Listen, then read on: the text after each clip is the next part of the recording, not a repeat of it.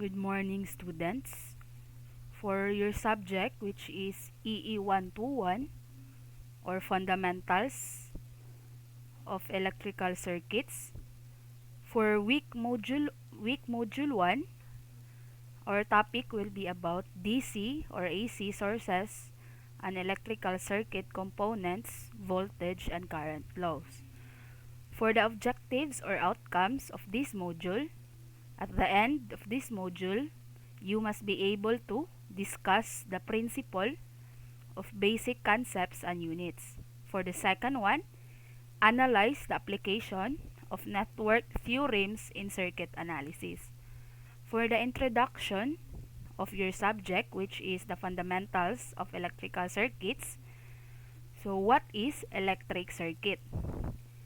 Electric circuit theory, said here, and electromagnetic theory are the two fundamental theories upon which all branches of electrical engineering are built.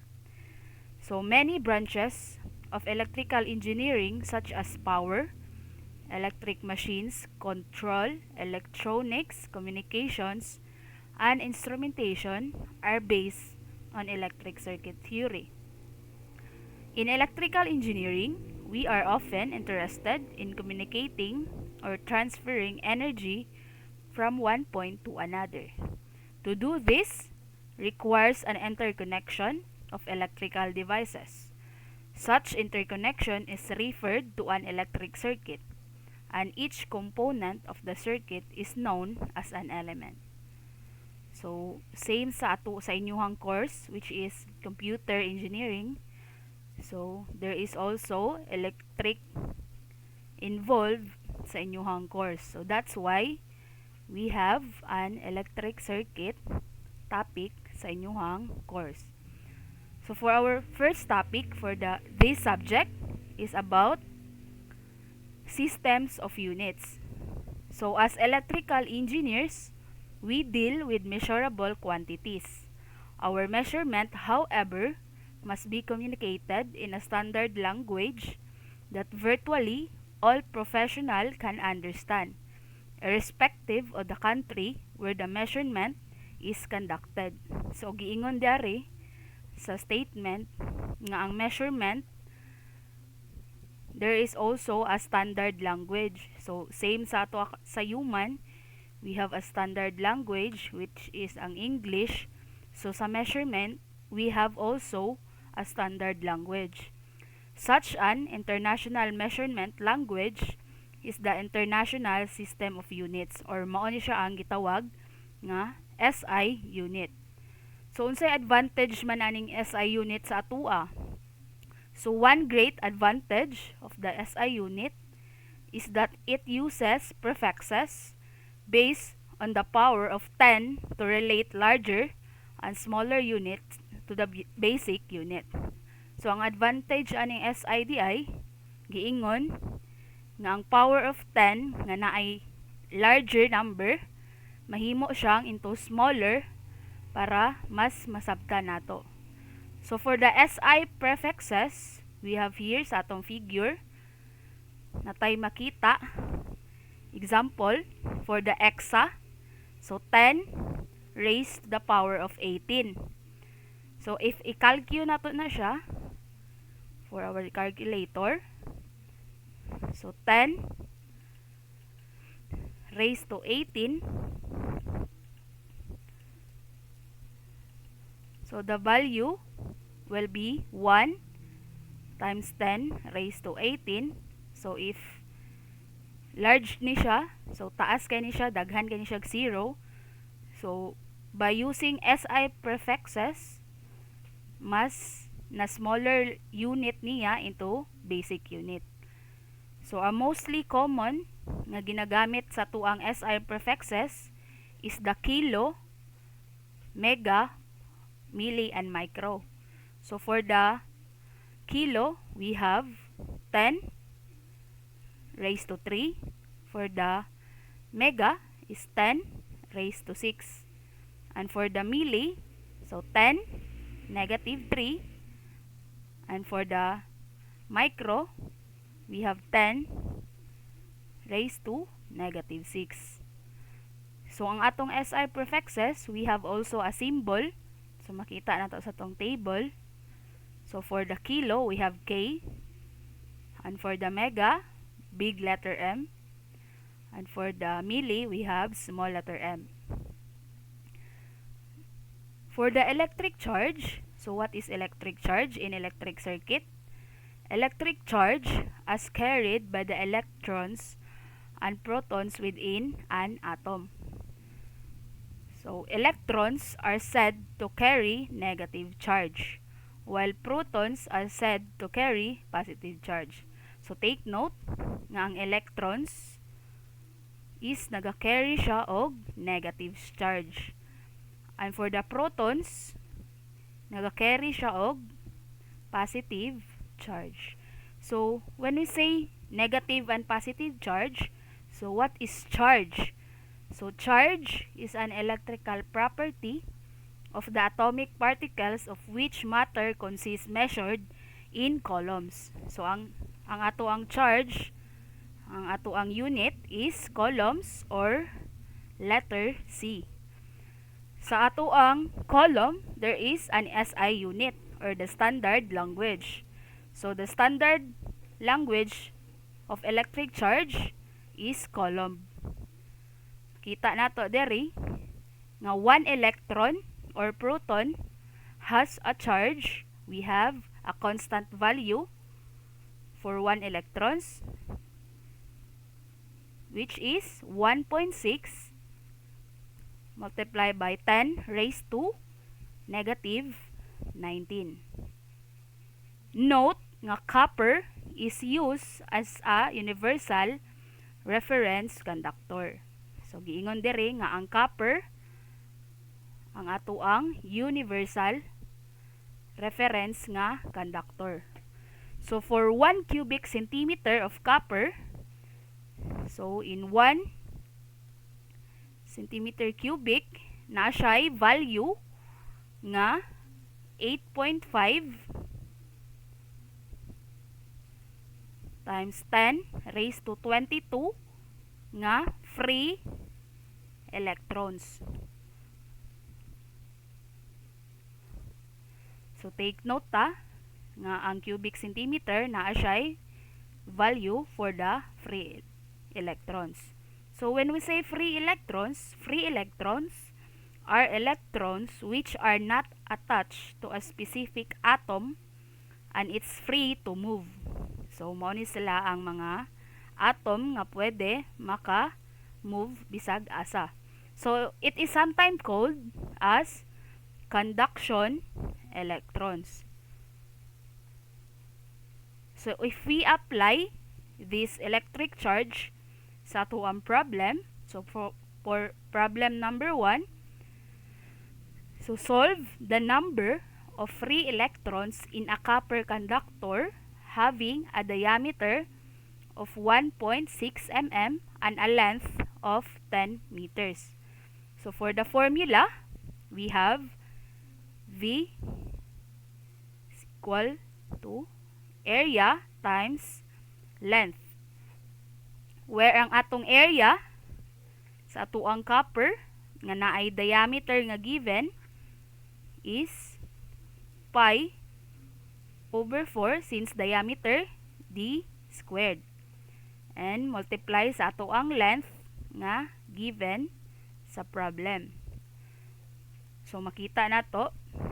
So pi, so since given ang diameter ug ang ato ang length, so note lang when we say 1.6 millimeter, so is equivalent to 0.16 cm, and ang atong length nga 10 meter is equivalent to 1,000 cm.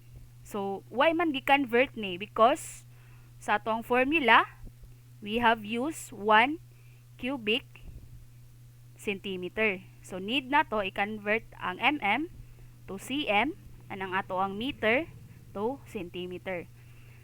So applying for the value sa atong calculator, pi over 4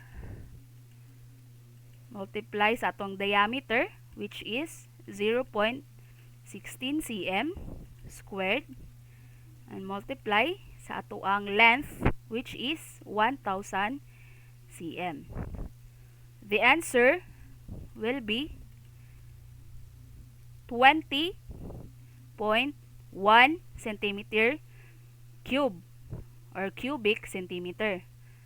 But giingon man dire nga free electrons, so take note nga 1 cubic centimeter is equivalent for 8.5 times 10 raised to 22 electrons.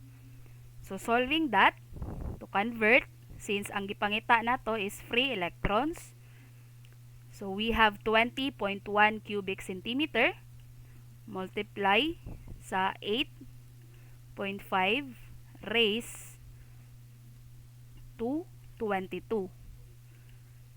So the final answer will be 1.709 times 10 raised to 24 free electrons.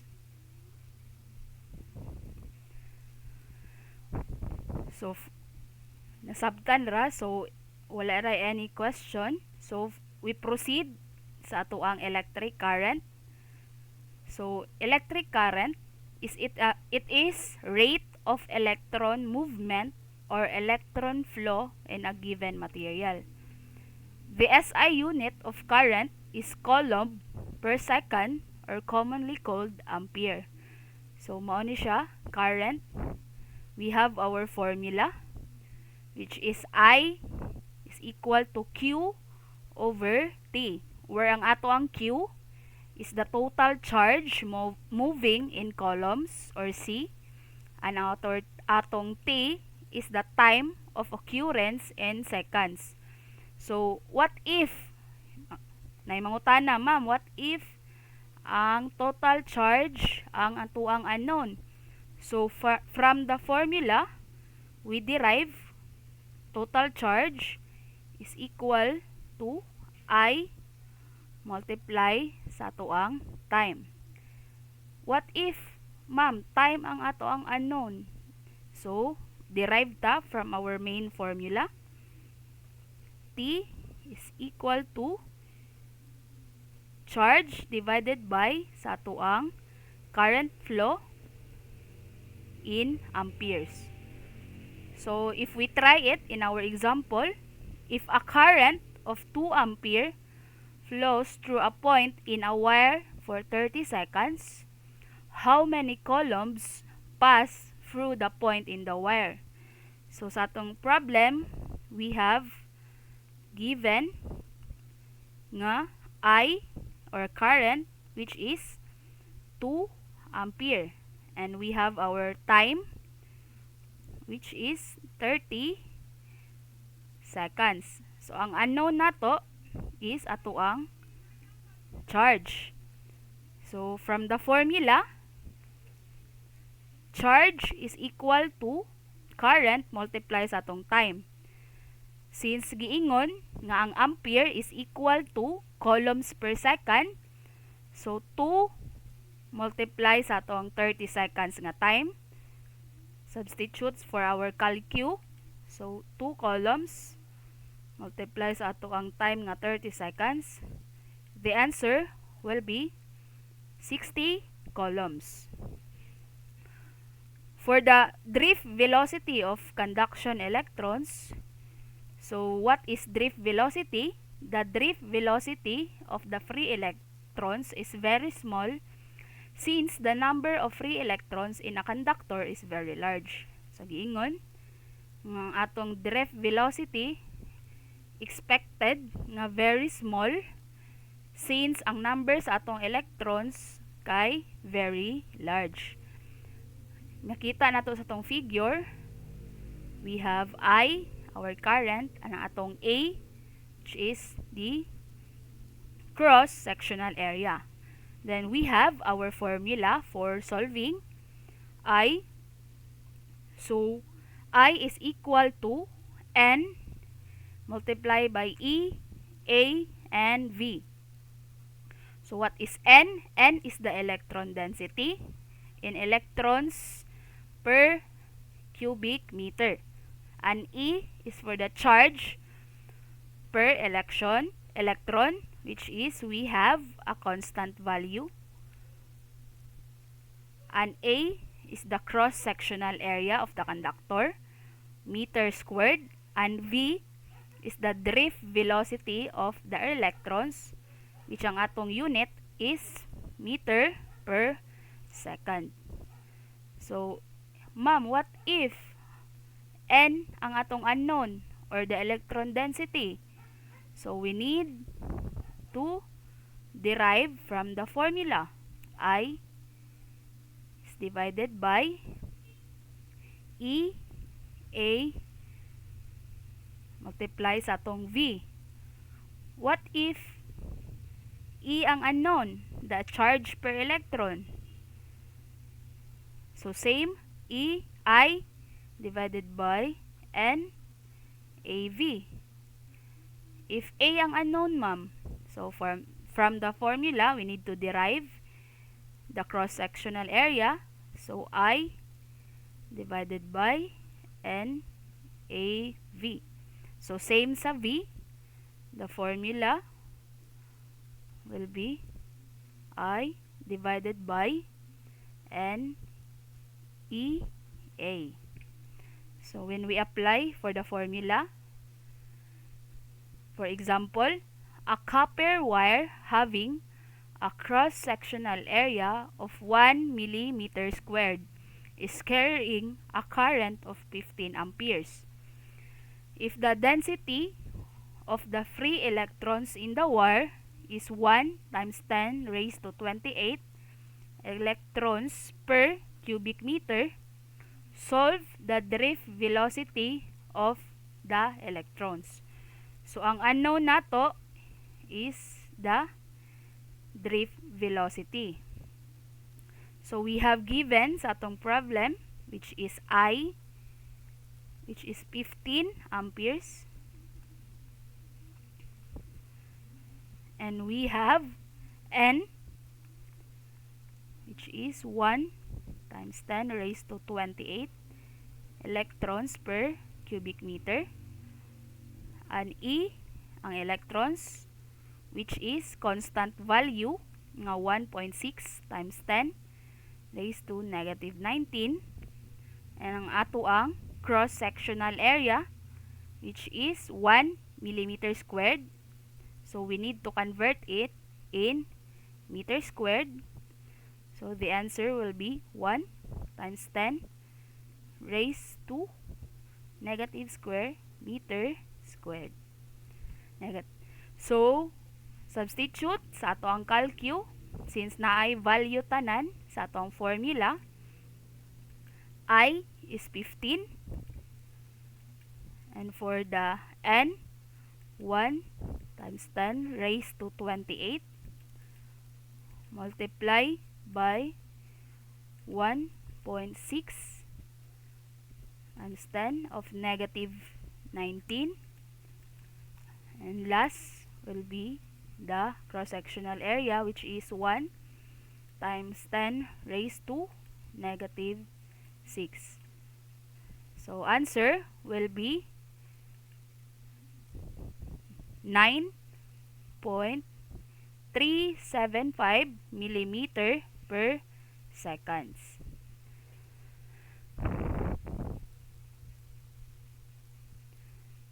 So na-answer na to for the example. So let's move for the next topic, which is the electromotive force, EMF or voltage. So it is the energy provided by a cell or a battery or a generator per coulomb of charge passing through it. The SI unit of EMF is joule per coulomb, or commonly called volt. So we have a formula for voltage. So E is equal to W divided by Q, where ang atong W is the energy in joules And ang atong Q is the charge in coulombs, and ang atong E is the EMF or voltage in volts. So what if unknown ang atong W? So derived from the formula E is multiply sa atoang charge. If charge ang atoang unknown, so we have W divided by E. So for the example, what quantity of charge must be delivered by a battery with a potential difference of 100 volts to do 500 joules of work? So take note nga ang atoang volt is also joule per coulomb. Naatay given nga volt which is 100 volts, and naatay work, naatay energy which is 500 joules. So ang gipangita sa problem is ang atong Q or charge.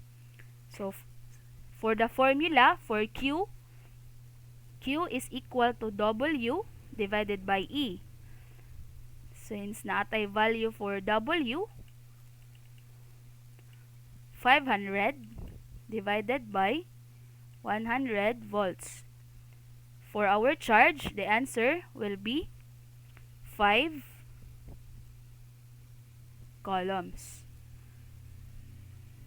And for the next topic, we have electric energy and power. Electric energy is a form of energy used to run or operate various electrical devices. Standard unit of electrical energy is joule or kilojoule. The other common units are kilowatt hour, we have kilowatt hour, or megawatt hour. So what is electric power? So electric power is the rate of consuming the electric energy. Standard unit of electrical power is watt. Bigger units are kilowatt and megawatt. So kaning electric power, mao ni siya ang atoang rate nga gi-consume sa atoang kuryente na ginagamit. So we have formula for electric power. So P is equal to E, which is the current, which is the voltage, and multiply sa atong current. If voltage ang unknown, so derive from the formula E is equal to P divided by I. And what if I ang unknown, ma'am? So I is equal to P divided by the voltage. And for the electric energy, we have also our formula. W is equal to P, which is the electric power, multiply sa atong time in seconds. So for our example, sa electric energy and power, a radio receiver draws 0.9 ampere at 110 volt. If the set is used 3 hours per day, how much energy does it consume in 10 days? So we have a given nga I, which is 0.9 ampere, and we have our voltage 110 volts, and we have our time, which is 3 hours per day. So first, ang gipangita man is how much energy. So ang unknown nato is the electric energy. First, we need to solve for the power. So substitute, we have formula for power. E is 110 multiply sa atoang current na 0.9. So our power will be 99 watts. But here, we need to use kilowatts. So, convert na into kilowatts to shift in. So, 0.009 kilowatts. So, solving for electric energy, for the formula, power multiply sa ato ang time. So, substitute nato 0.099 multiply sa atong time, which is 3 hours per day consume in 10 days. So 3 hours multiply in 10 days, the answer will be 2.97 kilowatts ang atuang electric energy. And for the next is the electric resistance. Property of material to oppose or resist the electron flow. The SI unit is ohm. So kaning electric resistance mao ni siya naga-oppose or naga-resist sa atuang current naga-flow sa atuang wire. So note, the resistance of conductor varies directly as the length and inversely to the cross-sectional area. So for our formula, so R is equal to resistivity or P and multiply sa atong length of the given conductor divided by E. So for the unit of our resistance, we have ohm, and resistivity is ohm meter, and for the length is meter, and for the area is meter squared. So for specific resistance or resistivity of a material is the resistance offered by 1 meter length of the material having a cross-sectional area of 1 meter squared. At 20 degrees, the resistivity of anode copper wire, so giingon diri nga condition, if 20 degrees ang atuang anode copper wire, na siya'y constant value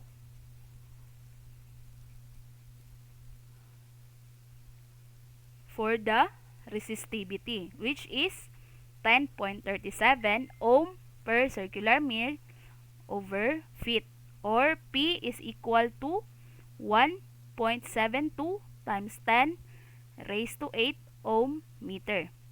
So if not specified a copper wire, so sa problem na to, if wala gi-specified nga anode copper siya, so i-assume na to nga ang 20 degrees nga constant value ang iyahang condition.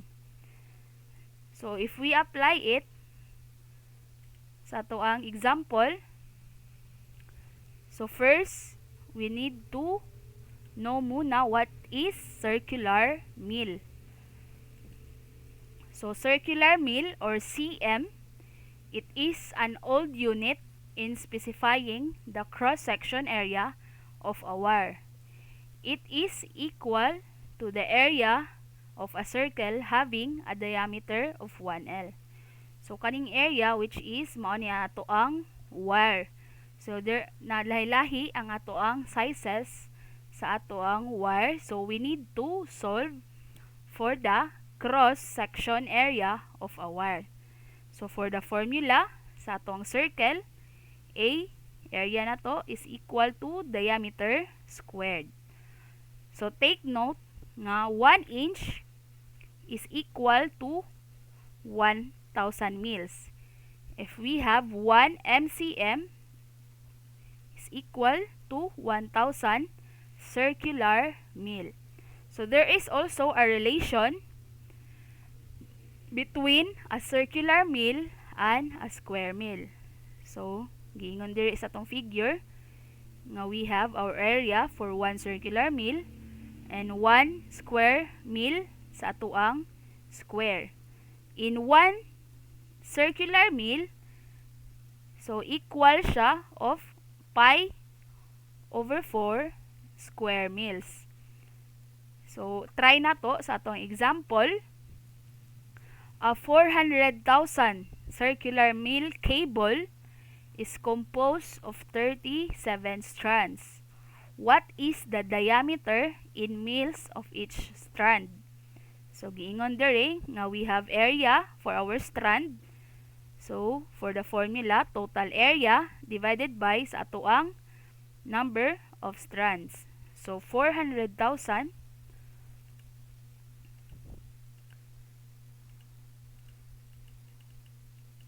divided by sa given nga strand which is 37. So, ang area sa atong strands is 10,810.81. So, solving, since ang atong A nga formula area is D squared. So, solving for D, we have D is square root of area strand. Since ang answer nato is 10, so square root of 10,810.81. So, our final answer is 103.97 or approximately to 104 mils. For the second example, so what length of wire of diameter 0.315 mm will be required to construct a coil of resistance 10 ohms if the specific resistance of the wire is 49 mu ohms cm. So, given nga diameter nga 0.315 mm, and we have our R, which is the resistance 10 ohms, and we have our resistivity given sa problem, so 49 mu ohms centimeter. So, solving for our area, since giingon na diameter, so we use pi over 4. So, natay value sa diameter. Shift was pi over 4. Ang d squared nato is 0.0315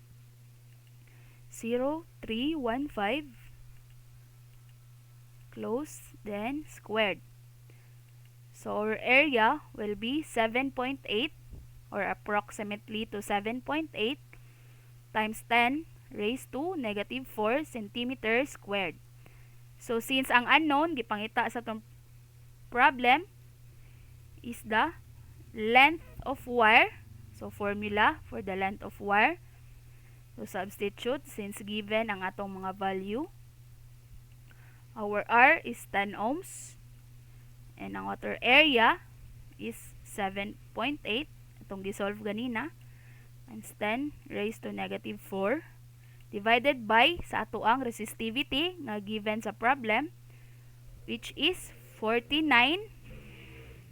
times 10 raised to negative 6. So, our length will be 159.18 or approximately 159 centimeter. So, there is also wires undergoing a drawing process.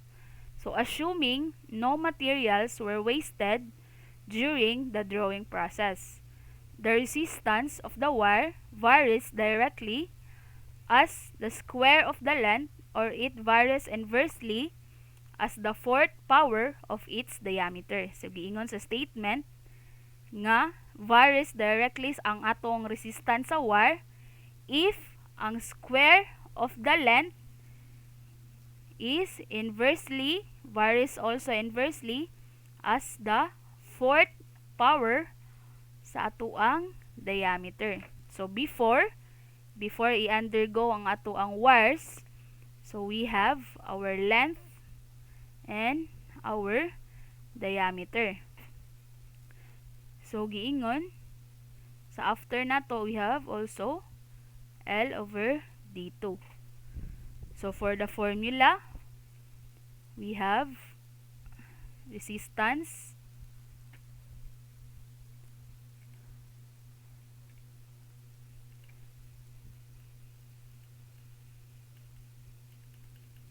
so for formula nato sa ato ang undergoing process, R squared divided by R1 is equal to length L2 L1 squared.